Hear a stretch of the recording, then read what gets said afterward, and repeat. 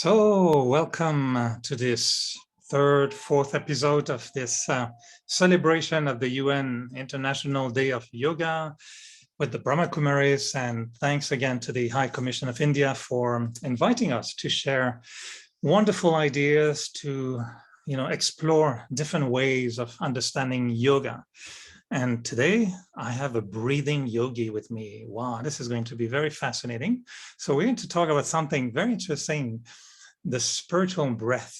Have you ever heard that? Have you ever tried to have a yoga in spiritual breathing? Well, that's the menu today. So my name is Eric. I'm cooperating with the Brahma Kumaris on the national level here in Canada, and I'm with Judy Rich. The last time we had Judy Johnson from Halifax. This is Judy Rich from Calgary. It's different. And so welcome. Yeah, so much the same. So much the same. So thank you for taking the time, Judy. So yes, you're looking after the Brahma Kumaris chapter in Calgary and much more. You're helping me tremendously on a national level. That's why I don't call myself a real national coordinator, because without you, I will be just fine. Fine, you'll be fine. Yes, I'll be fine. And of course, Judy has multiple talent. Just to mention all of them will take about the next 45 minutes, and you would not know anything about yoga. So we'll make it short. She's talented. She does graphics. She teaches yoga in different forms. You'll explain to us what do you do exactly. And she helps a lot on the international level. Everybody is asking her for all kind of things, and she always says yes. So we'll see how she can do that without being out of breath all the time. So Judy, tell us briefly, before taking us into this breathing mystery that will make us all breathe full in yoga. What do you do exactly? professionally? Well, I do feel that my work is all play. So I'm really lucky that way. I teach fitness. And when I say that to people, because of being so involved with spirituality, they assume that I teach yoga, and it's actually one of the few modalities I don't teach. I do pretty much everything outside of that, but again, many seem to feel that I know something about physical or hatha yoga, so it gets quite interesting. But yeah, physical fitness of a very vibrant kind. So on the physical level, but also you started your spiritual journey with the Brahma Kumaris about the time I almost left Alberta, so that will be almost 30 years ago, right? Yeah, 30 years ago. Yeah, you were. I think the first class I took, you normally were teaching the class, and since this was the first class that you were not teaching, you were starting to leave. So yeah, we have known each other for a while, ages. I abandoned you badly in Alberta, but you did great. Now Alberta is doing way better without me and with you helping there. So congratulations. So Judy, when I ask you about the yoga of the mind, and we understand that we are really thinking about it because International Yoga Day is fascinating, and it invites people to explore different ways of practicing yoga. And every week we mention that, yes, yoga can be very physical and very good for the body, for health, for mental health, of course. But Raj Yoga, the one that we practice in the Brahma Kumaris, is a very unique yoga. So we call it sometimes a yoga of the mind, focusing the mind on very purposeful, meaningful ideas or beings or situations, whatever. But we create through the mind a connection, a yoga that generates, powerful energy. So when I ask you about what angle can we talk about, you came up with this breathing thing. So I hold my breath and I thought, oh, what is that going to be? So tell me what you have in mind. How about your breath in yoga? Yeah, are you breathing when you meditate, or are you trying? Very noisy if you're around one meditating, very noisy. Well, you just gave a perfect example, actually. You said when you heard that news, you held your breath. And I assume you did not do that literally, because that would be very dangerous. Not for too long. But we even, symbolically, there's this idea of breath, catching our breath, racing, etc. So when we look at the mind, I sometimes think of the mind as the mouth of the soul. right? So there's the chattering of the mind, and the mind's always talking and all of this thing. But the other thing that happens through the mouth is breathing. So I've lately noticed that there is a massive trend. I think that spirituality and physicality in terms of well-being are getting closer and closer. There's a big trend in the fitness industry now on breath. They have discovered that most of us are not breathing properly. And it probably has a spiritual genesis. There's probably anxiety, etc., going on. And it's just coming through. Literally, we are not breathing properly. Most of us are shallow breathing. Our diaphragm doesn't move. It goes on and on. And what they suggest is that the breath should be slow and deep. We take about at least twice as many breaths a minute than we need to, so slow and deep. So I started to think, because I often map physicality onto spirituality in terms of the symbolism, what if my mind was breathing slow and deep? Like, what quality of thoughts would that be? And that idea of my mind being able to hold a very deep quality of thought for a long period of time. This is slow and deep breathing of the mind. Usually it seems the mind for many is racing. I would say most minds are hyperventilating. They're just trying to catch their breath. Inhale, inhale. There's no letting go. There's no exhale. This is the main thing we suffer from, actually, is the letting go of the mind, the exhale.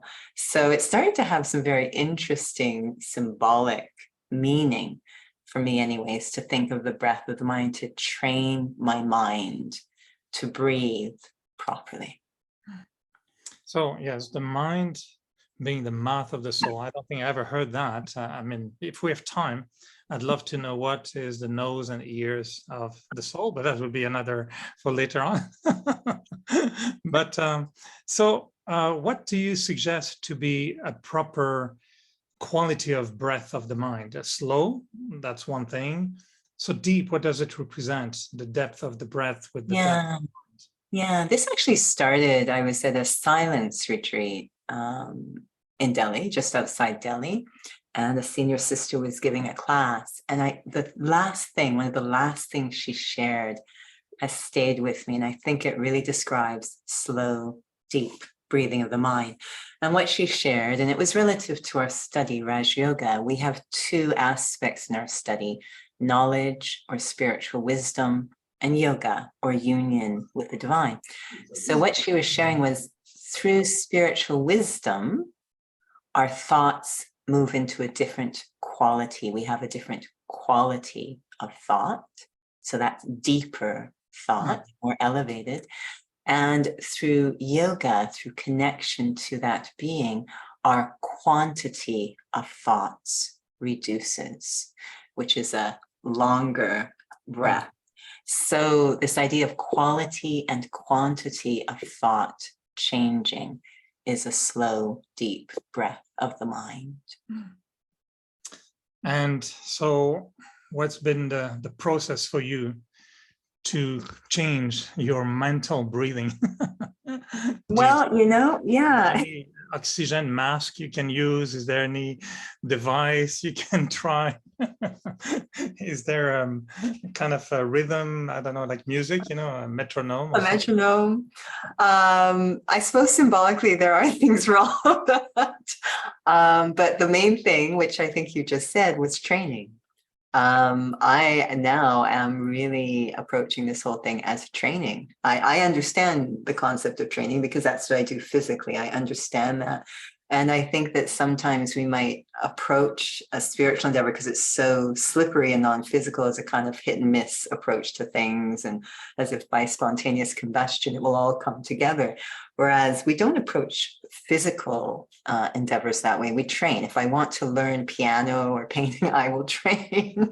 So I can train myself. And so it will require some precision, some specific focus, the whole SMART thing.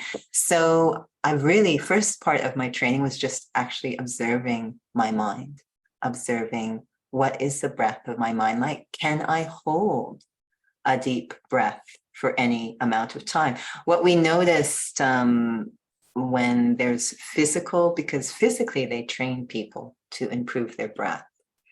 And they do use counting, etc. So 1 breath in, 5 counts to exhale. And what we know is physically with people, you can try it right now, Eric. Let's try it together, shall we? See how you do, because it's the exhale, it's the letting go that's the problem, and that is the problem in most people's minds. So what we're going to do, Eric, together is we're going to take a breath in, and I hope you don't panic, but just expand, because we're going to count how high a count we can go for you to exhale. All right, but I'm only going to do it if everyone watching right now, when this is on, can do the same. So I'm inviting everyone to do the same. So I'm not the only one turning red or purple. Blue. You might match your painting behind you. All right, are you ready? Yes. Is it clear? So 1 breath in, and I'm just going to keep counting and see how far we can go. I've actually got a second clock available here. I didn't think this would be happening, but okay, here we go. First thing we do is always cleanse. So I'm going to give you a breath in and out, and then your preparatory, then you'll take your breath in. Are you ready? Take a breath in and exhale.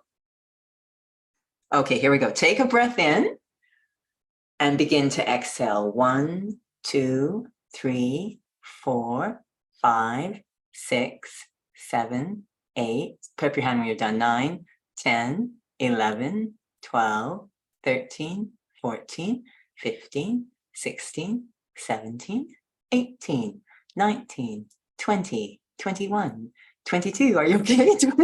Are you still exhaling? 21, 25, 26. I'm blocked. There's nothing to exhale. You're doing really well. At 15, there was no more air to exhale. I was just holding my breath. Was it supposed to be more air coming out? You just keep. Otherwise, this isn't sustainable. Then you're going to go. There's just no more hair. I couldn't find any. I should have tried to press somewhere or squeeze somewhere. You're supposed to exhale for 20 seconds. It's 20 seconds is ideal in the training. Most people don't. Goodness. To 20, yeah. Maybe that's when I'm in coma, but not when So the same thing kind of applies with the mind. The biggest part, we focus on the exhale when it comes to breathing with the body. There's some things we have to do in terms of the inhale as well, but it seems over and over, it's the exhale. So this is why when we say with spiritual wisdom, the quality of thought changes. So I watch my mind, and I suggest to those listening, this is probably the case for you. If you just observe your mind in a neutral way, okay, so you're going to laugh at me. The other thing I compare the mind to is a hand, because it holds on to things. So it's a mouth and it's a hand. By the end of the talk, it's going to be a nose and an ear. Let's see. That mind's going to slice and dice and do it all. But you probably will notice that your mind has a huge propensity to hold on to things. It just seems to be coming naturally. So the idea of exhale is actually the weakness and the breathing of the mind. So observing, I've noticed observing my mind in training it, observing is the first step, because it actually, the moment the mind is observed, it starts to let go. I know that sounds strange, but if I don't pay any attention to it, it will hold on to something till the cows come home. So the moment I observe, I said, I know you're holding on to something. I can see you holding on to that incident that happened yesterday. And it's almost as if the mind, oh, what? I'm being watched. And it starts to kind of come more into the present moment, which is a step in letting go. So that's kind of the first part of my training, is just observing my mind, taking a baseline measure of what its breath is like. And I think it's wonderful to do that at different times in the day. We have this idea of traffic control, which we call TC. I actually call it TLC, right? It really is TLC for the self. So these moments of TLC for the self, but just TLC? Tender loving care is what it usually in French, it's must be spelling in French. That's why. Don't. I don't know how to say it, but in English, anyways, TLC. But just moments, and people are just, what am I supposed to do during traffic control? I sometimes think it's useful just to observe at that moment what's going on, what's happening in my mind, what is the state of my breath. We've noticed that when people, for example, are working at the computer, so maybe they're watching this now, they've been at the computer for a while. I've looked at people, and I'm saying this because I do the same thing. Look, we got this posture going on, which actually shuts down the ability for the people are barely breathing. I'm surprised we're alive. We're working on the computer. It's almost like we're just barely alive. So, but if I stop suddenly and look, just even at the physical level, I go, oh my gosh, what am I doing? And I'd probably sit up and take a breath and refresh. So just observing myself helps to remind. So those moments of TLC, I'd say that's where the training begins. It's the same in fitness. We take a baseline. What is the starting point of my breath? And where do I need to focus? Because with physical training, we take a baseline, we watch the client, and then we know what program to create. It's not the same program for every client. So we have the same tools we're going to use, but we will modify it for the client. So I need to look at what's going on for me. Where is the problem in the breathing of my mind? Is it wanders easily? Is it attaching to stuff? Is it that I just get bored? What is the problem? And then I can start to use the tools that way. So you said that's your first. For me, it has been. Yeah. So what comes next? So after that, I set myself a program. And one will have to be creative because the program is going to have to be meaningful for you. So, and this is where the spiritual wisdom comes in for me, the body of knowledge we work in, because that gives me, if you will, a box of chocolates. So I'm going to take this selection of spiritual wisdom, this box of chocolates. That connecting with the mouth again of the mind. About the mouth, you got it. It's got to be really delicious. It's got to be delicious. So I'm going to read the ingredients and which chocolate do I want? Which particular thought is really going to engage my mind is what we're talking about. Like what's really meaningful. Now, for me, to learn more, understand myself as a spiritual being is very engaging for me. Whether it is for someone else, I don't know, but that's the chocolate I really like. This idea of I am a soul. I like the chocolate. I like to open the chocolate. I like to unpack it. It's got a lot of ingredients inside. So this is the moment I put the chocolate in my mouth, I have no interest in any other food. So the chocolate, again, being the quality of the thought or the quality of the nature of the thought. Mm-hmm. And I like the way you said chocolate. Filled with meaning, filled with... Exactly. I like the way that you said chocolate. Can you say it again? Chocolate. Chocolate. No, you did not. You said chocolat. Chocolat. It was very nice. Yes, so it needs to be something that the mind really, so it will be sustained.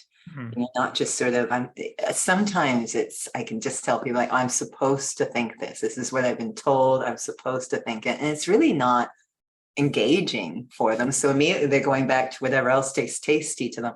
So it does have to be. So that's going to be a little bit of creative work. And it's the same, recently I was working with a client and this poor soul, anytime a client comes in and says, I played hockey, I just like warning, because they get so beat up. So I tried this apparatus, that we have different tools, every single one, the after effects were not good. They've got a lot of spinal damage, shoulder damage, and they were always very, very bad after effects when we train. So I kept saying, what are we going to do? And finally, we discovered the particular apparatus tool that will work for that client. So now they really enjoy coming because there's no after effects. There's only attainment. So the same thing kind of How do you do that, or what is it all about, or what do you do to them? What do I do? I don't do anything to them. But what we had to do was take the load off the spine. So we have a particular piece of equipment that will take the load off the spine, but they still get to progress. So we had to sort of figure out how to do that. But spiritually speaking, for my mind, again, using spiritual wisdom, yes, I'm a soul, but what type of soul? What does that mean to say I'm a soul? There's a lot of chocolates in the box, picking the one. And it may not work because something that I think is very important, we're talking about a shift in mental diet. And we not only like certain thoughts, we're addicted to them. Even though they are destroying the breath of the soul, we are addicted to them. So I can try this other chocolate and it's really tasty, but eventually the mind will start saying, I miss that thing. So we have to keep kind of mixing things up. Constantly, we'll have to be very creative. We say that, in our study, we say that purity is the breath, right, of our study of our life. And we're really talking about that quality of thoughts, which is the highest quality. Everyone would love physically to have good, clean air, pure oxygen.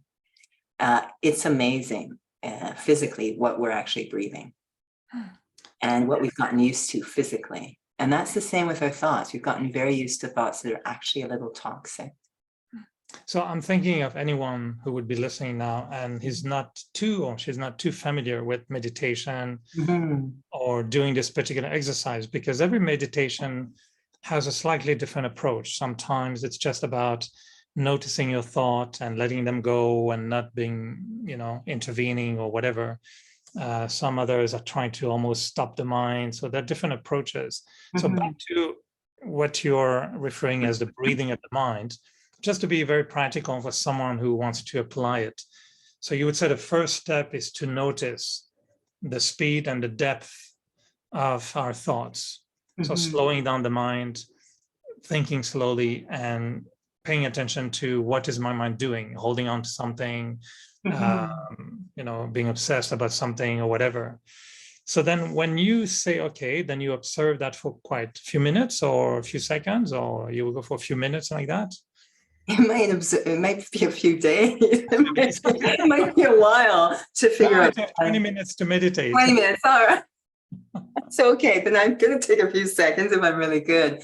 And the reason is that there's when do you pull out the chocolate box? So, well, I guess the point is that it might be a shorter time over time. But if someone's first starting, this is not all going to happen in a few seconds. Their entire meditation might be about, I'm observing my mind. Oh, I want it off. Oh, I come back to it. Oh, I want it off again. Like, it's really bad, the wandering of the mind. I mean, we're all in the same boat. It's just so, this is why I'm fascinated with the training of the mind. I think this is a great topic, yoga of the mind. I am fascinated with training my own mind, but without any violence. So I find observing is a very non-violent way to begin. And it's no judgment, no pushing the mind around. It's the first TLC. It's just to see what is going on in my mind. And I might start to observe certain themes of what I'm hanging on to. And that's going to give me a hint as to what chocolate is going to be best for me. So if I'm constantly thinking about work, or I'm constantly thinking about relationships, so certain themes are going to be coming up, which is going to tell me there's an attainment behind each of those, whether it's status or love or respect. That's a big hint in terms of what is going to be fulfilling. I am trying to get that stuff out there, and it's a lot. It's so laborious for the mind. The mind has to work so hard to get those attainments from out there, but that's what it's holding on to. So once you realize your mind is holding on to something or focusing obsessively about relationship or problem that happened the day before, then how do you, what do you do then? You just choose what you call the chocolate, but actually it means trying to use a specific thought with meaning, and then we do what? You repeat it, or you explore it, or you chant it, or you sing it, or what do you do? Or you... I eat it, Eric. I eat it. So at this point, I think and I'm speaking from someone who every day has the fortune of exposure to, a box of chocolates, if you will, some spiritual knowledge. So I think if one is serious about this, then they need to be equipped with resources. The same as someone who comes into the gym, there are tools there for them to work with. So there are various spiritual resources out there. They need to be equipped, whether it's listening to something or reading something or writing something, needs to be equipped at the beginning, equipped. Someone described it as pre-training, but really to think that, okay, I'm going to just come up with some thoughts out of the void, powerful enough to, so I wouldn't be able to do it. I needed to receive some what we call spiritual wisdom or a box of chocolates. So give us an example of different kind of chocolates that people can choose from. Just give us the starting chocolate box. So yeah, as an example, we were just this morning talking about a resource that the Brahma Kumaris has developed called the Lighthouse. So it has a bunch of different resources on it, including audio, visual. Webpage. It's a website. Yeah. The website. Yeah, that's what we're talking about. Or it might be a book about spiritual wisdom that really speaks to you, but you might need that support because we're talking about basically a replacement system to a pretty heavy addiction, right? My mind is used to eating that over there, breathing in that over there. And I'm trying to replace the quality of air. So I need to have something to replace it with. It's pretty powerful. So starting to do that research, what resources are there out there? So give us an example of the one chocolate. So I'm a soul, sweet like honey, or what kind of thought would it be? I'm just going to interject here and also suggest that timing is huge in all of this. So one is not even going to walk into a gym until something triggers inside, I need to do this. And similar with the yoga of the mind, one is not going to do this unless there's something inside saying, something has to change.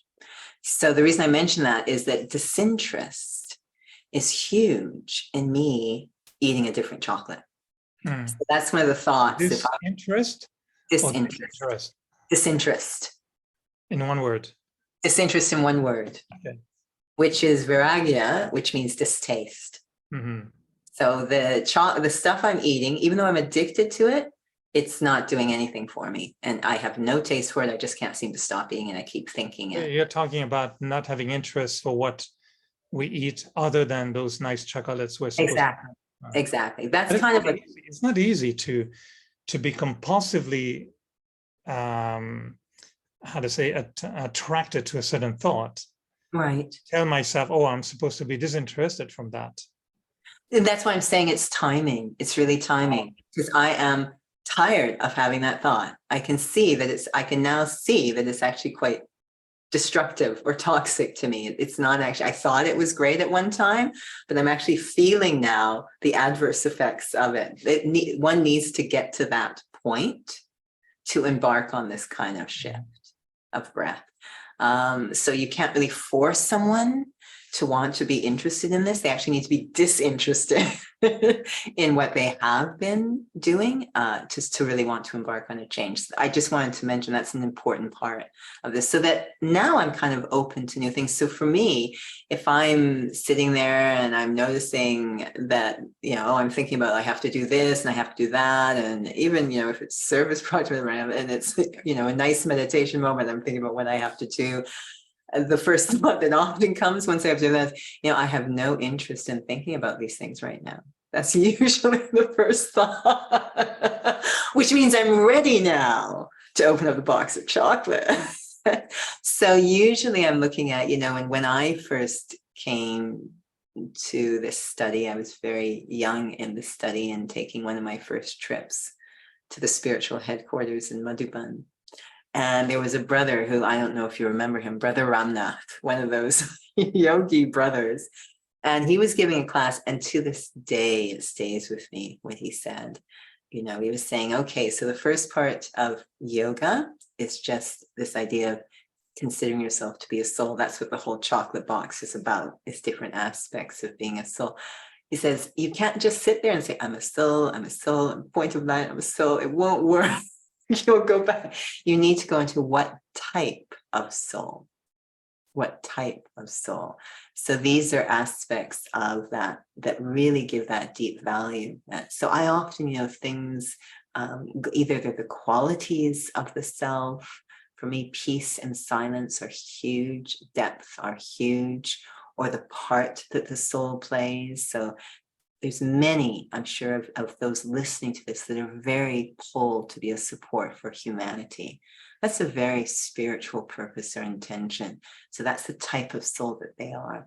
So going into... How does someone know what type of soul they are? Is it just going to be inventing? I say I'm a soul, and then what type of soul do I invent? I'm a wonderful, innovative, loving soul. Which you are, you could, and that's what the reason. Do we have a clue? Is there a phone number you can call to find what kind of soul you are? Is there? Actually, it's kind of somewhere in the middle of those. We remember what kind of soul we are, actually. So, but something needs to come. So what that suggests is we're suffering from amnesia, right? So something needs, this is back to the spiritual resources. I need something to jog my memory and remind me that you are this type of soul. So this is where, again, the spiritual resources are so valuable. It literally is like someone who doesn't forget coming along and reminding me, you are this type of soul. You are, you are an extremely peaceful, patient being. Because there's a huge part. I mean, this has to get really deeply in, and or someone's going to say, no, I'm not. I yelled at John yesterday. I'm not a patient soul. I'm not buying it. So it really hits a deep amnesia. I think he's a patient soul, but in the emergency. And the patient. The other one's a patient. So I find, I know I keep coming back to it, but I find the spiritual resources are essential in changing the activity of my mind, because they are reminding me of things that actually I've started to seek outside, but I have inside. They're reminding me of that. So all of this takes time. All of it takes time and a readiness, a willingness to embark on this kind of journey. The soul has to be ready. But I use the spiritual resources, and yes, it gets quite precise. It has to, so I can have an experience. So what type of soul am I? How would you describe? I know where I'm hitting the nail again and again and again from the beginning, but I think this is the idea, to really grasp the concept of yoga of the mind being also a breathing, mind that is healthy. So how would you describe a healthy breathing mind that is in yoga? It's very uncluttered mind. So there isn't a lot of thinking going on, which you can just check by what your emails look like or what your speaking is like. Don't talk to me about emails. Yeah, sorry. But if you're one prone to write very expansive, then the odds are that's probably what's going on inside as well. But a yogi mind, I mean, you've received yourself many times emails from yogi minds, and they're always essenceful. You can send them a dissertation and 3 words come back. Okay, go ahead. So a yogi mind is very uncluttered. My goodness, I'm really not a yogi mind. My emails tend to be with a bouquet of roses and 3 boxes of chocolate. You have a yogi mind, but a generous mind as well, which is very sweet, but very essential, very simple. This is my feeling. So, and that type of mind, obviously there's a saving of energy as well. With a slow, we've noticed even physically when one is a slow, deep breather, their physical energy level is different. Someone who's hyperventilating is obviously going to get drained, but very slow, simple, essential thinker, and a yogi mind, the exhale, their capacity to let go. There's that you'd go up to a senior and say, what'd you say in that talk yesterday? I said, I don't know. I have no idea. They won't even let it go, right? So this capacity of the mind to exhale, to let go. They can breathe in, they can take a point of chocolate, a point of spiritual wisdom, and very deeply. And you can tell because the way they speak about it is they really unpacked it and took it in. I mean, they speak about it in such innovative ways. So they're able to take things in very deeply and let go of things very easily and keep things very simple. So that's the mind, I think, a beautiful mind. What helped you the most in your journey trying to make your mind as a more healthy yogi mind? What did you find was the most helpful for you?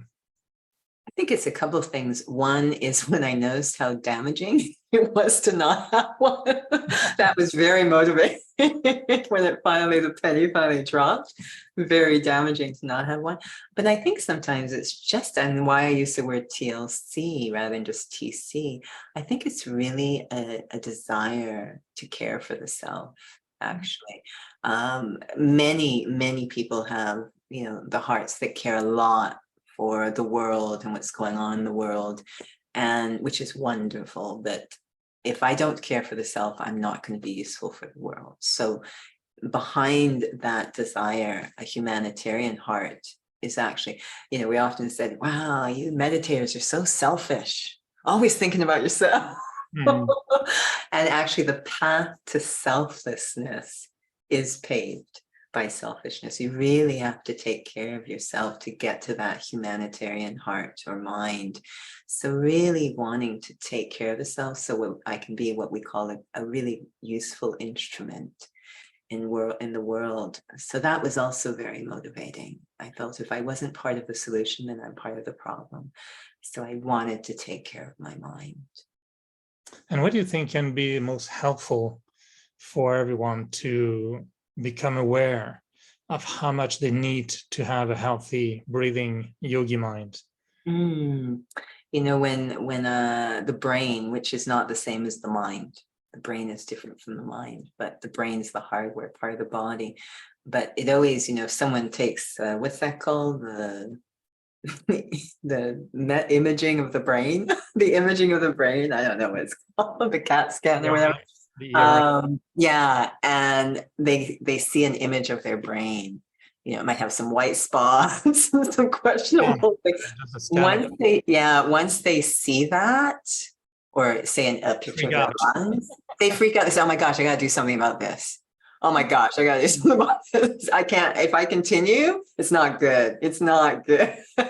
And that is such strong. So maybe we need a special machine that can take an image of the mind.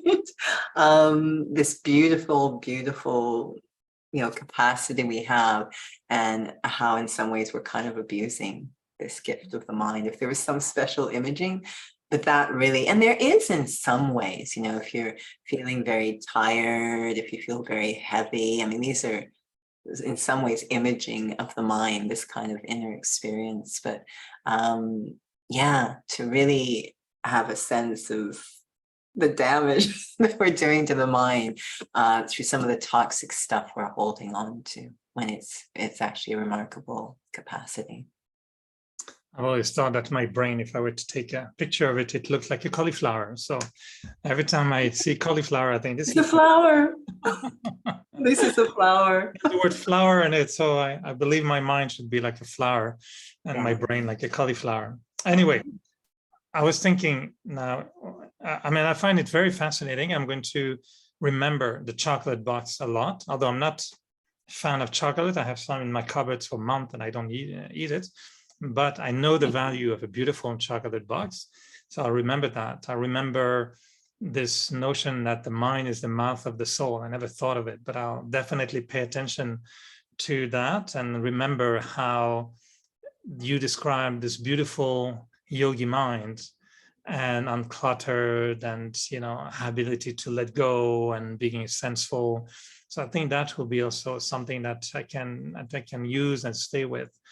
But yes, the notion of breathing and exhaling, I think will be interesting. And I was thinking maybe we should just practice it for a few minutes with you.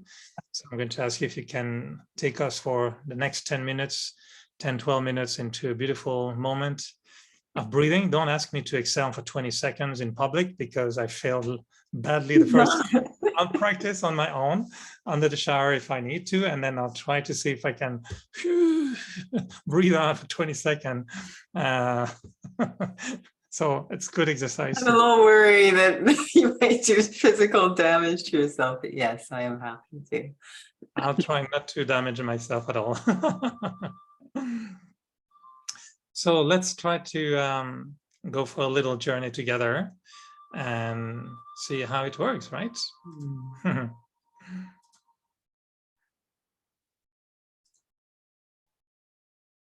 Sitting comfortably, but feeling very upright in the body.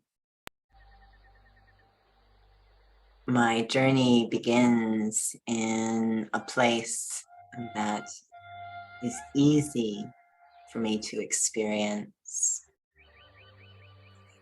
which is observing the physical breath of the body.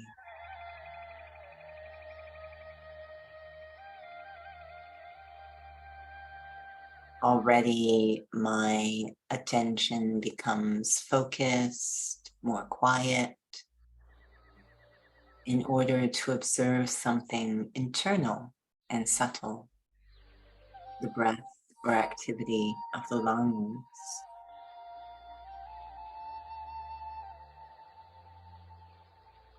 Seeing the lungs expand to take in nutrient-rich oxygen that's going to move through the entire body with the help of the heart. And then seeing the lungs let go, empty, letting go of what no longer serves the body.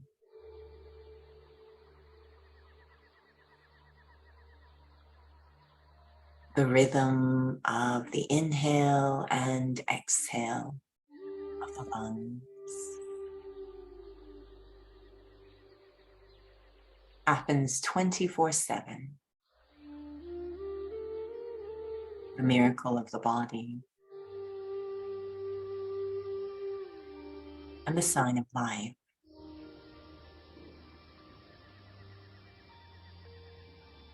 I let my mind, my attention, ride the waves of this physical breath,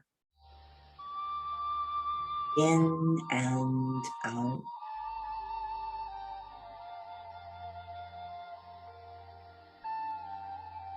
The only focus of my mind is to be carried by the rhythm of that breath.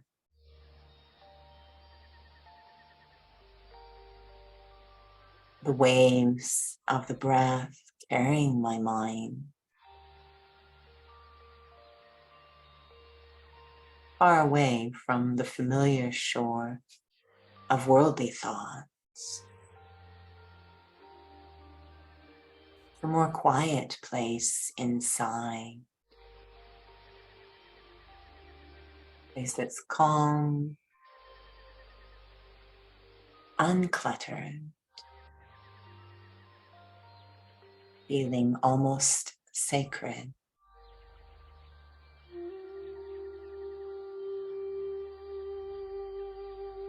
And as my mind is carried there, that unique place inside my inner world, feels as if my mind itself has taken on the rhythm of that breath. The mind breathing in and the mind breathing out.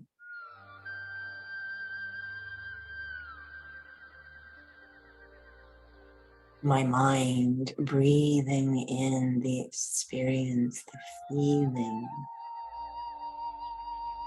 the oxygen of peace, a deep sense of calm, flooding into my mind.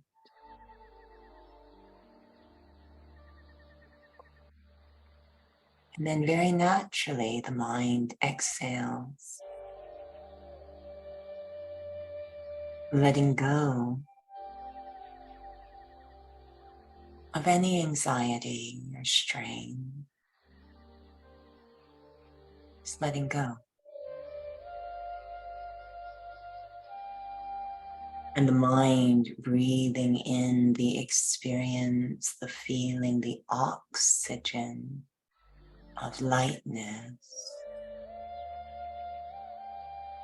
As if the mind is expanding like a balloon, becoming light.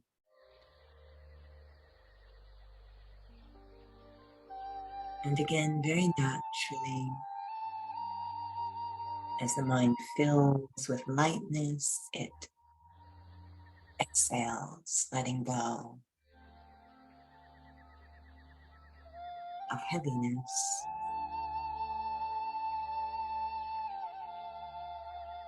Any sense of complication or confusion.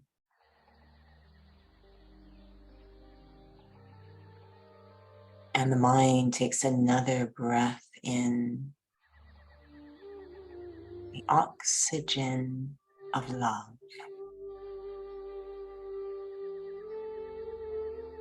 A breath, pure oxygen of love and regard for the self.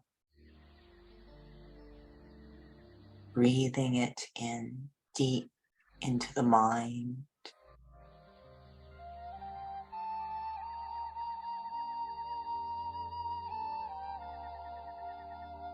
And automatically letting go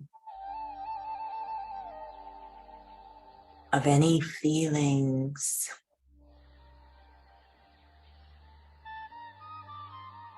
remaining from past mistakes or regret.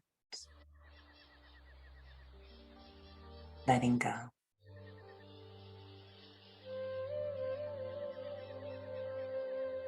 The oxygen of well-being filling the mind, smoothing out any rough edges in the mind.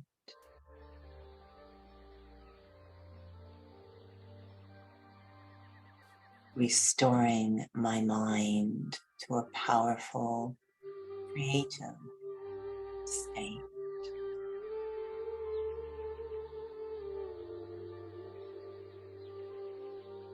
Om Shanti.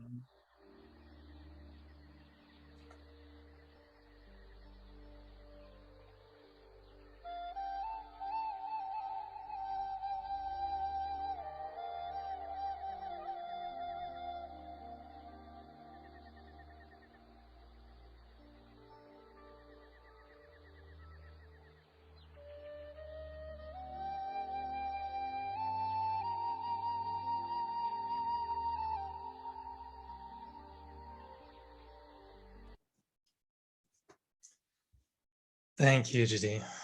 We could have continued for, I was just starting really to get into it. I think my breathing was becoming to be almost good. This is good. I don't know how long I would have hold on to that rhythm. I often like, when I do meditation commentaries, I very often like to bring people on a visualization to the ocean. And I, make them aware of the rhythm of the waves coming in, coming out. And then I'm making them aware of breathing. Not as good as you. Maybe the wave goes a bit faster than yours. It comes, it goes. And then the mind also. So I'm trying to, it's recent that I had that thought to align the waves, the breathing and the mind in the same rhythm, to just slow down, because we all want to, of course, slow down the speed of thoughts. But thank you. I mean, I think as a gift, we always give everyone at the end of our evening or presentations a little tolly. But today, I think everyone should feel they're getting a whole box of chocolate. So it's not just one little sweet, but it's a whole box.